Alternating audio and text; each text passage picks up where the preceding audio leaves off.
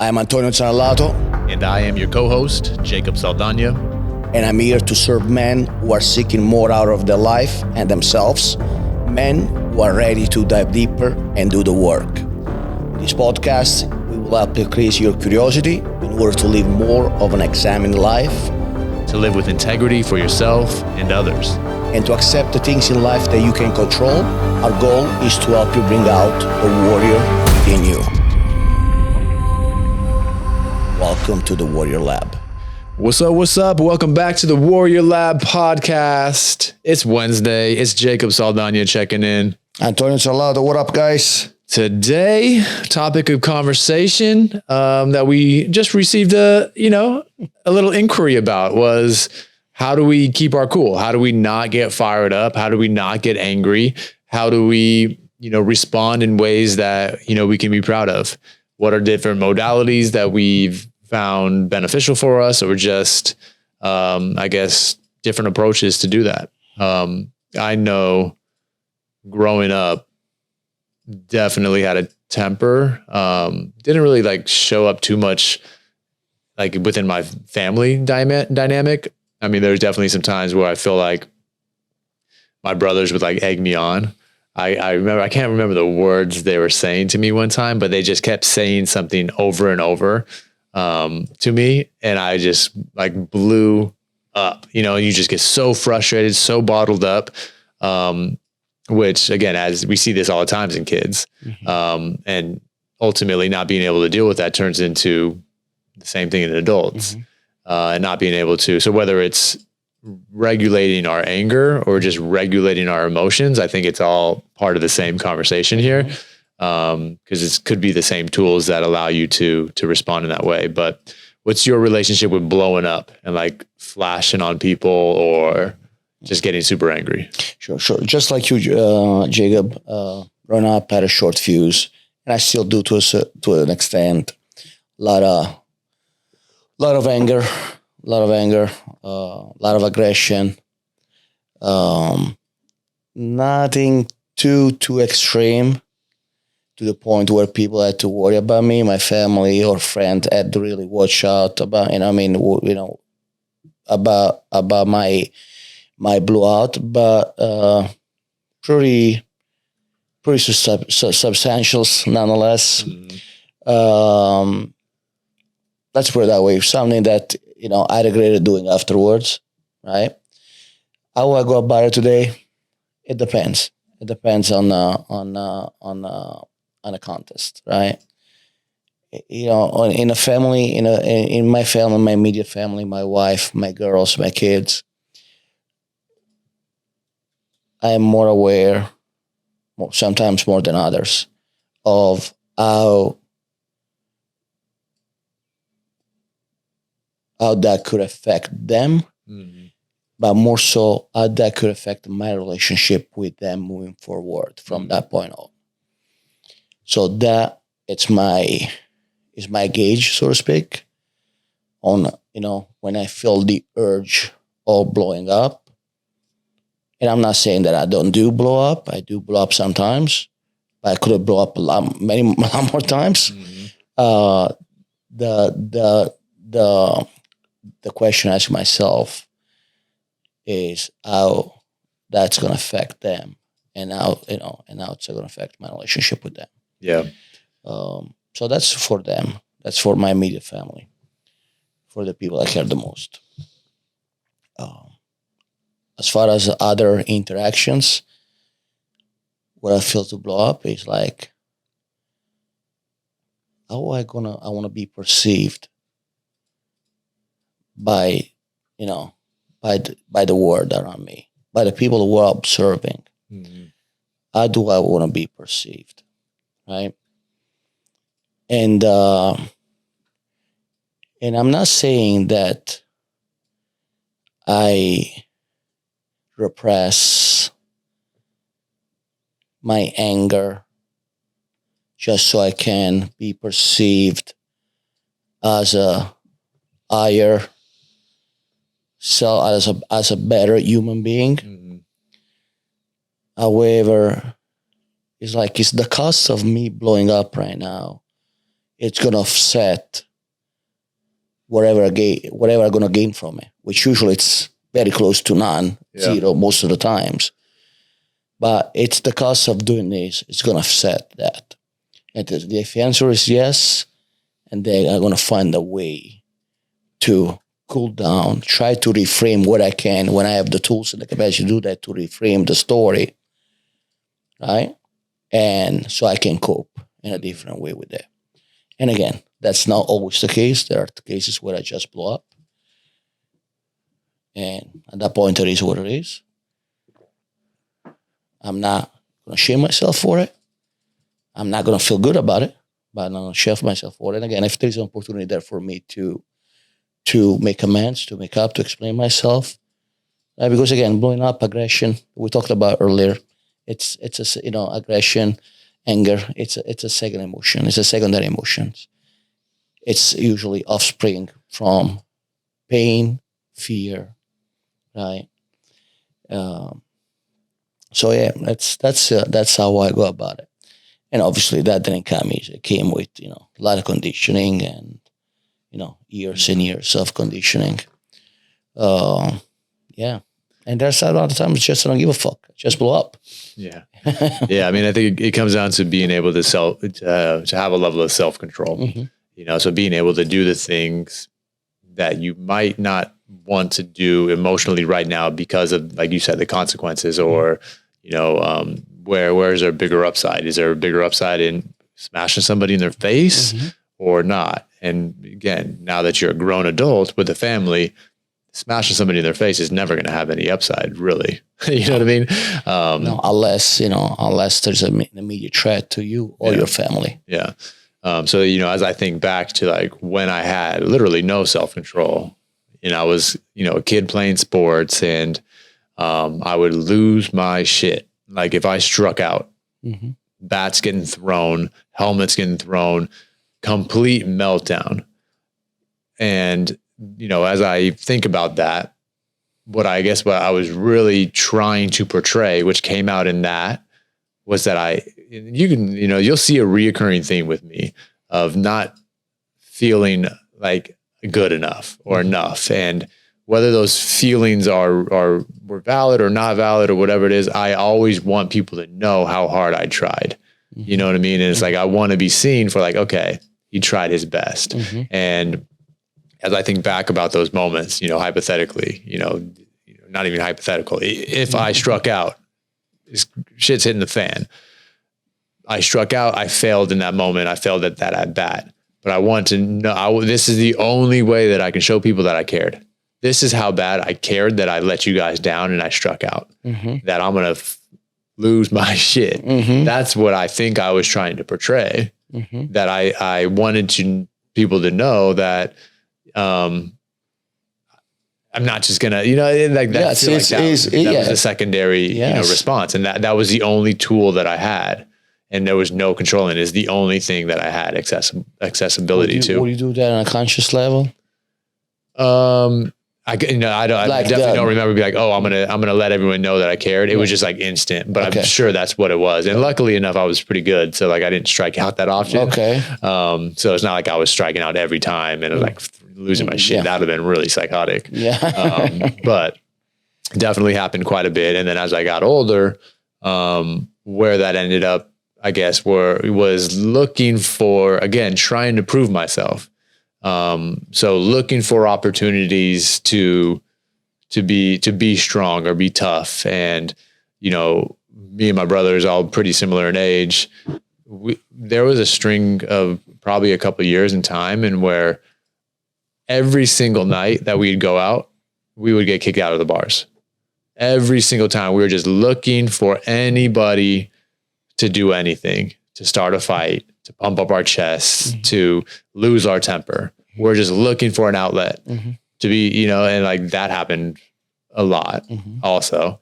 So that's kind of, I guess, how it manifested. Again, looking for attention, trying to let people know that I'm here, like, look at me, I want to be seen, and it's like, again, that's the only tool that we had. And I think that's not an uncommon story. Like, how many people guys, you know, how many of you did that growing up? And, you know, unfortunately, some guys are still doing that. So I guess that's what we're getting at. Where's that transition? What was it for me in order to not do that? And one of it is, I guess, the things that used to trigger me, like literally someone stepping on your shoe and getting those white Air Force Ones scuffed up was enough because you took that personally. You know, it wasn't like, oh, I can't afford new shoes. It was like, this guy just disrespected me. Does he know who I am? Type of thing. When as you age, or at least whatever, at least, you know, some of the work that I've done, I've realized that to definitely not be true. So that is something that I keep very accessible, because the immediate reaction might be like, does this person know who I am? Type of thing. Yeah. And they don't.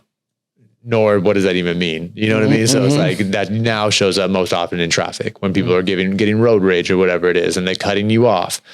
The first thing you say to yourself when someone cuts you off is like, does this motherfucker know who I am? You know, and you give chase or whatever it is, but no, they don't. So like, I literally ask myself that sometimes, like, do they know who I am? Or, you know, use the example of social media, like little keyboard warriors. Do they know who I am?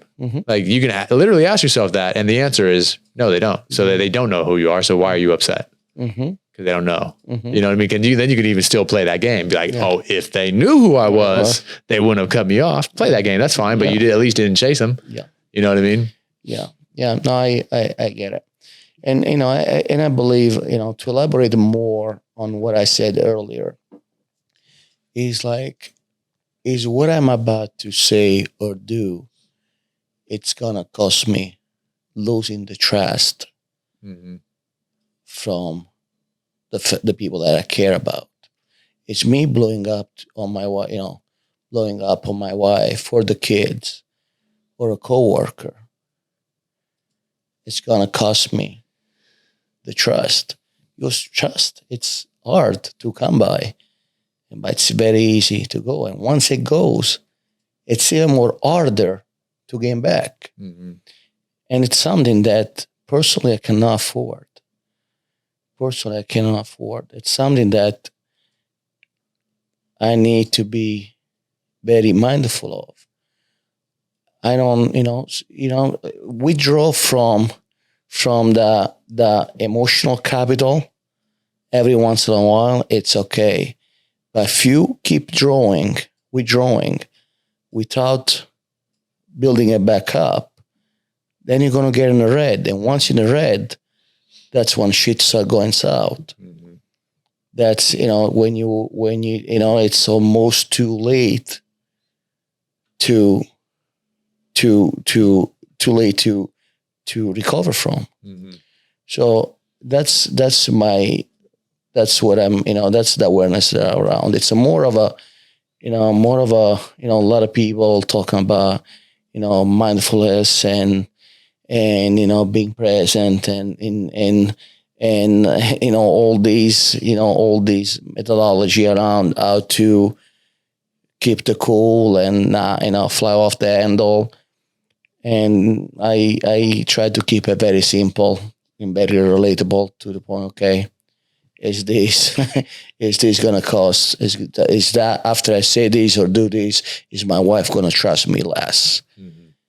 Yeah, I mean, and the thing is though, like it happens in an instant. So maybe you've trained yourself to immediately go there, right? And I think probably something without even recognizing it, what allows you to immediately go there is probably a breath. Taking a breath, literally one breath. Letting yourself go there, ask yourself that question, and then responding. Yeah, and again, and I can do that when my cup is full or semi-full, right? Sometimes I don't have the capacity to do that, and that's when I blow up. However, now I'm not too concerned about, because I have enough capital there that can afford to withdraw from it. Where if I keep do that every time, and that's when I gotta get in trouble. Yeah, and I guess using that same reference, like knowing that it's not a 1-for-1, right? Like we have a negative bias as human beings, so just know that debit when you slip is a lot fucking bigger than your the credit, right? That oh yeah, the fucking interest rate you pay on that bitch. So, yeah. So for sure. And, you know, that's kind of, again, you know, where I feel like I am with, you know, so when I lose it, it's been very long since I've got angry and flashed on somebody and had to like punk somebody. But where I lose it is with my tongue and like saying something that I should not, that I know I shouldn't say. Does it come in an aggressive way or in a passive aggressive way? Comes in both. I mean, it comes in both depending on, I guess, who it is. Like it's probably more passive or more hidden at times, but sharp and like, you know, and it's like, and that's how it shows up. And that's very detrimental. So it doesn't really matter if it's anger. The point is like, how are you reacting to something? What's the way that you're reacting that you're not proud of and creating the gap to respond? You know, we've often heard the quote from Viktor Frankl that, you know, we can't, you know, control what happens to us. We can only control the way that we respond to it. And like, this is it. This is the work, you know, if you want to, you know, correct that. And it's like, where do you find that gap? You know, and that gap does happen within literally down regulating your nervous system. Yes. So when you are flashing and you're getting angry or you're saying something out of like being hurt and being triggered, it's coming solely because you're not able to ask yourself the questions like, what's going to happen if I say this? What kind of capital am I going to lose with this person? What kind of trust am I going to lose with this person? Because if you could answer that question, you're not going to say the thing. There's no way. And I mean, that's what I hope that Laura even acknowledges that, because that's true. You know, I couldn't just do that for whatever reason. You know, in certain times, I can't give myself that breath to then you know, respond the way that I want to. But in regards to like actual tactics, I think that's it. First off, understanding that it's more of a nervous system response than anything else. It's a fight or flight response. Literally that fight. We're choosing to fight. Fight might come out in aggression. Fight might come out with, no, verbally, I'm fighting with you right now. It's a sympathetic fight, flight. We get that, right? But we can hack that. The only way to really hack the nervous system is through the breath. That's the autonomic opportunity that we can override by slowing down our breath. And I think once people start acknowledging this and practicing this, they see the power in it, even if it's just through the pathway of, say, Wim Hof breathing, because he's a very popular person. What you're doing when you're over breathing or super ventilating or hyperventilating, breathing really fast, you're regulating your system towards the sympathetic, your nervous system. You're getting fight or flight type of thing, you know? So, okay, we all can maybe wrap our mind around that. That's happening when we're breathing nice and slow. We're taking a nice slow exhale. We're going the opposite direction. We're calming ourselves down.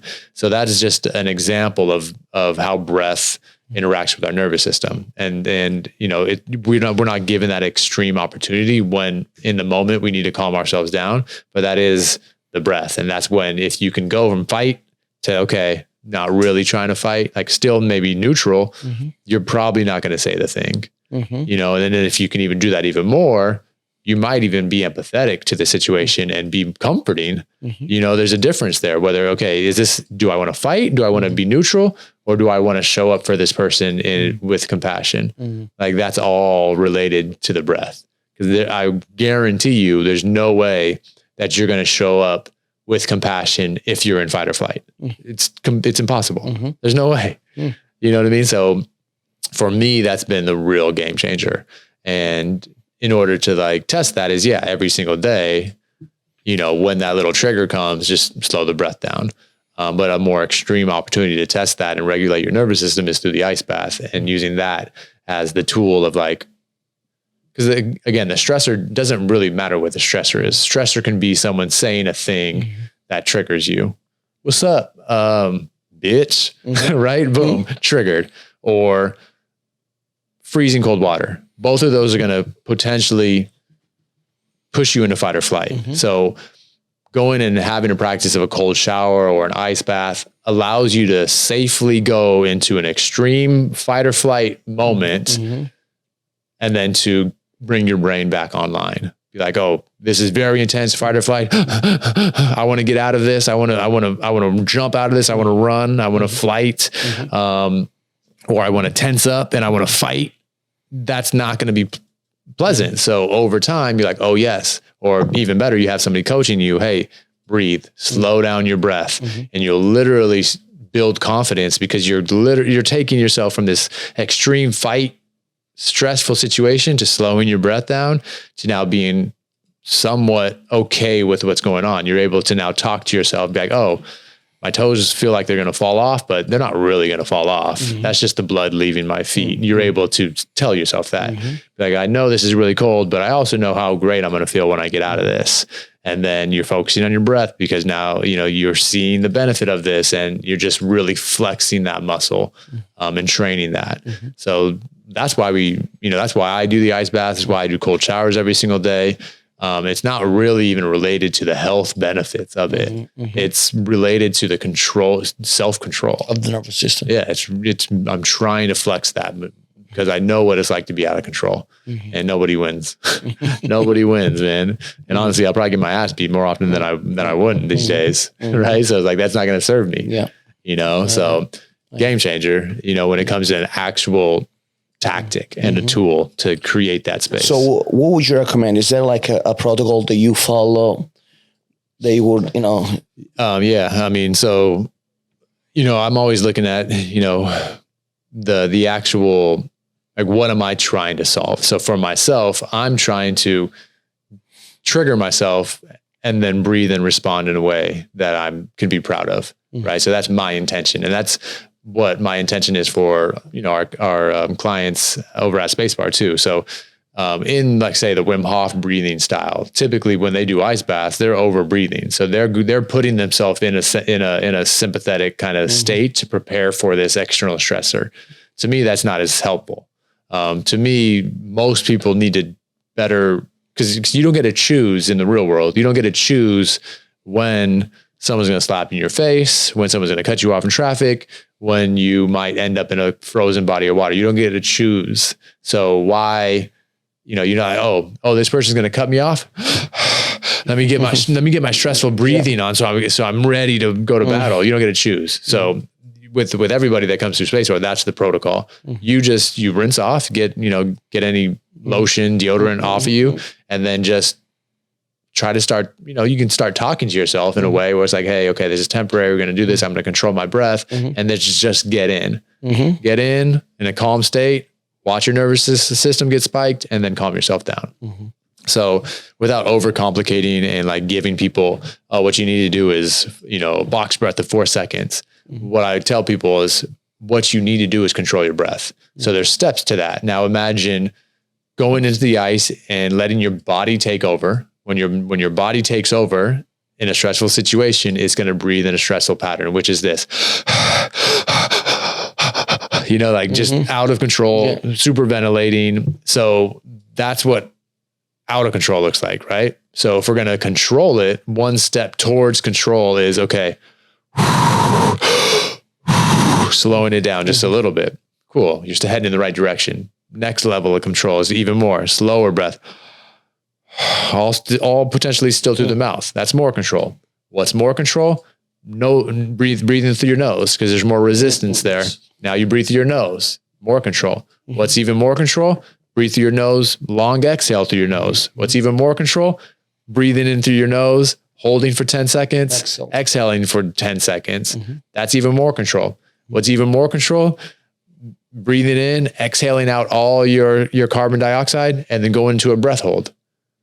Like those are all, you're just moving the dial into more control. How can you control your breath? And that's what allows people to kind of continue to go down that path. So that's really it. Like there's no one protocol. It's just control your breath, slow it down even more. That's going to allow you to slide into that sympathetic state because you physically can't control your breath if you're in the sympathetic state. But you can, you can go down that pattern of like slowing it down, and then following suit is your nervous system going down into the parasympathetic state right alongside it. Okay, so if there is not necessarily a protocol for the modality, would you recommend any like frequency on that, like in order to get up that adaptation on nervous system? Were you able to translate? Yeah, for sure. So in passing, again, even trying to control your breath, like just going throughout the day. So thinking about slow breathing. So another breathing guy would be Buteyko, the Buteyko method, which is all around slow breathing. It's about learning how to build more tolerance to carbon dioxide. Mm-hmm. So this is without going down the rabbit hole, like one of the things that puts us, that is so deeply rooted into fear for us. Oxygen advantage by chance? Yeah, so he talks a lot about it there too. Yeah, he's a big fan of the Buteyko method too. Okay. So I think general population, everybody would really benefit from learning how to breathe slower, nasal breathing slow, not from just the standpoint of, regulating your nervous system, but for building tolerance to carbon dioxide. Got it. So carbon dioxide is such a big trigger for us and our nervous system to go into fight or flight. And it's because we've been over breathing for so long. So imagine a little sensor that we have that measures our CO2 levels. So when we hold our breath, so when we exhale CO2. So if we're not breathing and we're holding our breath, just imagine like you're just filling up. And eventually alarm goes off. Dude, you haven't taken a breath. Suffocation, death. You know what I mean? Like that's so deeply rooted. So we hit this for a reason. That CO2 sensor is very sensitive. And when we continue to breathe through our mouth, just in passing, like we're putting off more CO2 than we need to. And that baseline sensitivity gets even lower and lower because our body's not used to having CO2. Yes. And that is the simple reason why nasal breathing is so important. Got it. Because you're getting, you're getting more comfortable with rising CO2. And that's why doing breath holds at any capacity helps you get more tolerant. That feeling of holding your breath and you think you're going to die is simply the CO2. If you had a pulse oximeter on your finger, like when you go to the hospital and you put the thing, they measure your oxygen, right? Yes. If you're measuring your blood oxygen levels and you're doing a breath hold, you're still like 98% oxygenated. So there's plenty of oxygen. You're just like, oh damn, I haven't, CO2 alarm, you got to breathe. So it is really something that you can train. Okay. Got it. And I think, you want to raise that threshold. And it's completely different for everybody. But it is, what's cool about it, especially for the fitness folks and people who like to train, they understand progressive overload and getting strong and creating adaptation. It's literally the same thing that you can do with breath. Got it. And just like growth and strength isn't always linear. You can still zoom out on a graph of training for 3 years and see a progression. So if you're curious and want to adopt this or just see kind of where you're at. One thing that I do every single morning as just like a kickoff to just a really short little breath practice is a CO2 tolerance test. So you can see kind of where your baseline is. And in order to do so, you just take 3 normal breaths. So breathe in, breathe out, in, out, in, out. And then on that 4th inhale, you fill all the way up. Breathe in as much air as you can. And then you start a timer. And then you start to exhale. Just exhale as slowly and as controlled as you can. And when you either run out of air, you empty all the way out, or you swallow, or you pause, stop the clock, and then see that time. So that is a really great indicator of your tolerance. So, and then also your ability to control, right? And the thing about this is like, if you are sensitive to CO2, panic sets in and you're not able to control your breath. So, you'll have a shorter time. But that's like a benchmark, and seeing where you are. And if you're like 13 seconds, 15 seconds, you got a lot of work to do. Got it. If you're, and then it goes up from there, but 45 seconds, 50 seconds and above, that's pretty great. Okay. But you can even push that even further, above 60 seconds. Like free divers have ridiculous amount of control over that. So like it's something that I do every single day. Again, not necessarily because I'm doing breath holds and trying to progress it, but I use it for a check-in. So, I'm one that has a Whoop on one hand. I have an Apple Watch on the other, and we fall, we end up becoming reliant on this data. We think that this science can do better than what the body is designed to do. And this is a really cool way to measure your HRV. So that's why I wear my Whoop, is to kind of just see where my HRV is. But I also explain what HRV is, because there is not much out there about HRV. Yeah. So HRV is heart rate variability. It's it's the variability between your heartbeats. So when your nervous system is in a very recovered state, there's a lot of variability within your heart rate. So your heart rate variability, your HRV score goes up. If you are overworked, about to get sick, that variability goes down. And the nervous system is meant to be flexible. You want to be able to go from hot to cold and cold to hot. You want a lot of flexibility. And then when that nervous system is rested, there's that variability available for you. So when you're using, say, the CO2 tolerance test, you'll notice that, right? So say every single day you wake up and you do this test, and you're 40 seconds every day. One day you wake up and you do the test and you're at 15 seconds. 15. They say 15 seconds. You're like, that is a really good indicator that something's happening. You're either getting sick, you're overworked, you're stressed, because you don't have that control, because your nervous system most likely is pretty whack. Got it. And if you actively check your Whoop, there would probably be a pretty strong correlation to that. Okay. And our nervous system and heart rate variability often picks up things that before the physical manifestation of it. And that's what's like really cool about like Whoop and COVID and HRV tracking, is that people who had this crazy dump in their heart rate variability, but felt completely fine, like a day, 2 days later, smack with COVID, because its nervous system knows. It just doesn't quite show up outside yet. Doesn't manifest. Yeah. So that's just a really cool thing that I do to just kind of see where I'm at. Got it. Because again, whether or not we're going to go and crush a workout or not, couldn't be reliant on like, oh shit, like I should maybe back off a little bit today. Got it. That was going to be my next question. What do you do to recover from that, if there is anything you can do? I would look at your lifestyle at that point. Like, what's going on? Are you pushing for some reason in business right now? Are you training hella hard? Are you under eating? Are what's creating this under recovery? Like, it could be something like supplementation. It could be, it could be, you could be getting sick, Yes. So I would just like keep an eye on it. I'm also not one to be like, oh, well, if you're training for something, you look for every excuse to be like, oh no, I can't train today. But it's, again, something that you could be aware of.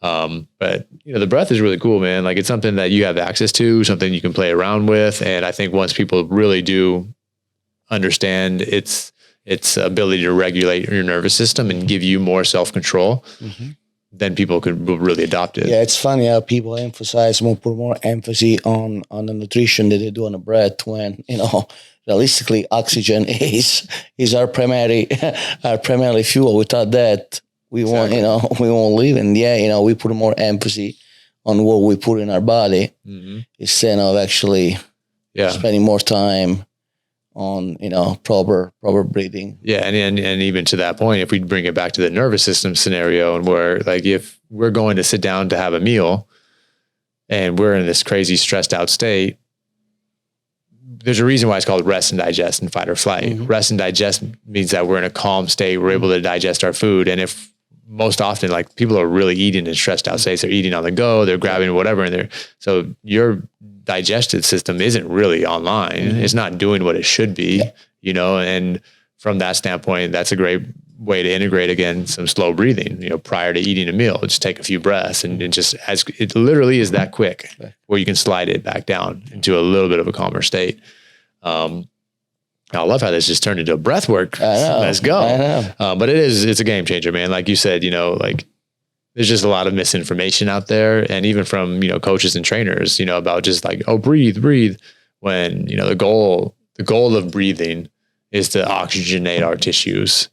It's not just to move air in and out, so that is why it's not just about breathing. It's about breathing in a way that's going to optimize oxygen uptake, and improve performance and all that stuff. So, yeah, shit, don't downplay that as a tool to, again, tie it back to self-control, tie it back to your nervous system. So when we're talking about getting triggered and getting worked up, remember, it all comes back to whether, like you said, your willpower, your will tank is empty. It all comes, your will tank is empty is because you're overworked and your nervous system is sympathetic and there's not much variability. So you don't have the option to go to it. Just like, I mean, think about it from a nutrition standpoint. People who completely cut out carbs. And they're only eating fats and proteins or something like that. As soon as you have a carb, you're no longer metabolically flexible, and you're just going to, so like that's the same thing. We want metabolic flexibility. We want nervous system flexibility. And the way to do that is, one of the great ways to do it is through the breath, and maybe test that in an ice bath. Sounds good. That's it. So do you have any place you recommend to? There's a place up in Pasadena called Spacebar Wellness. Oh, nice. Maybe stop up in there. Really great guys. Really great guys. Well, you guys, what else you guys offer there, Jacob? Got that red light, infrared saunas, flotation therapy, do some personal training there. Yeah, man, just trying to provide a spot that, checks all the boxes and might look a little different. It's about that time in the health and wellness space that we have offerings that kind of check all the boxes. And that's also the way that I'm kind of wired. Someone once said to me, cause like, I'm not one that niches down on anything. Yeah. I'm stoked that I like all these different things, and that's how I provide value. I can have a conversation in pretty depth about quite a few things. So someone was telling me, he was like, if you had two foot doctors and one of the foot doctors said, and your left foot was hurt, one of the foot doctors' sign was like left foot doctor specialist, or the other one was just foot doctor. Which one would you go to? And what he was leading to is like, oh, you go to the specialist, you're the left foot doctor because you got a left foot. Me, I'm like, I'm going to the foot doctor because all of these things are tied together. My left foot is very well likely hurting because I got something wrong on my right foot. On my right, which is compensating. Yeah. And it's like, that's where my mind goes. And that's why I create the businesses that I create, because this is all integrated. Yes. This is all, I'm not the woo-woo holistic guy, but my holistic approach is a very good understanding of at least a few of these pillars that are really going to allow you to live that lifestyle. And I think we can close this, Jacob, by saying that, safe to say that we went pretty in depth with the physicality of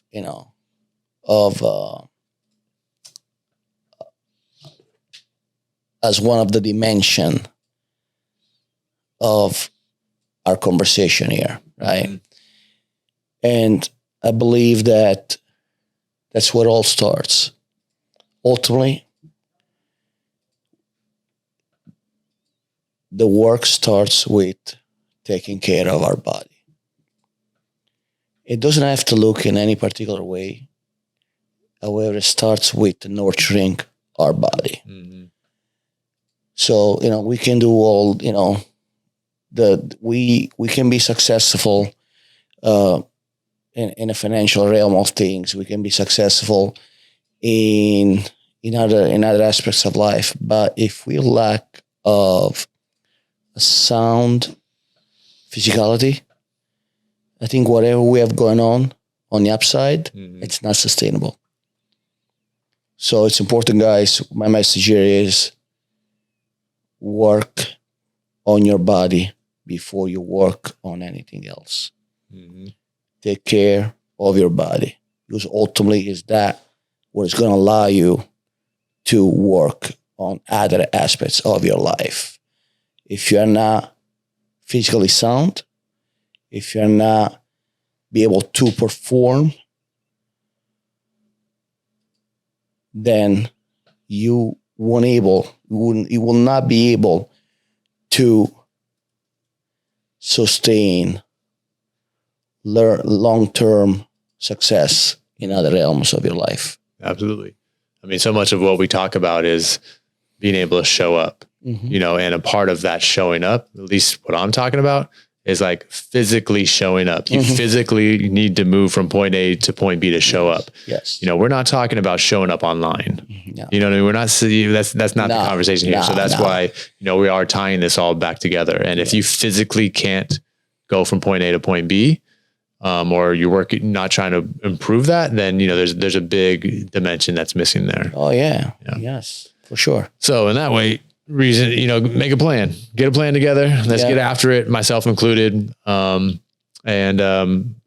You said you were about to hit the ice bath right now? Yes, sir. Yes, sir. Actually, I'm gonna get a little workout in, do some cardio work, and then hit ice bath, and maybe if there is some time left, do the sauna. You might as well stick around for this Reiki workshop then at this point. I knew that was Got a good. Reiki workshop at Sound Bath tonight. We hitting into the esoteric too. All right. All right, y'all. Well, really appreciate you guys spending this time with us. We'll see you guys next Wednesday. All right. Peace. Peace, guys.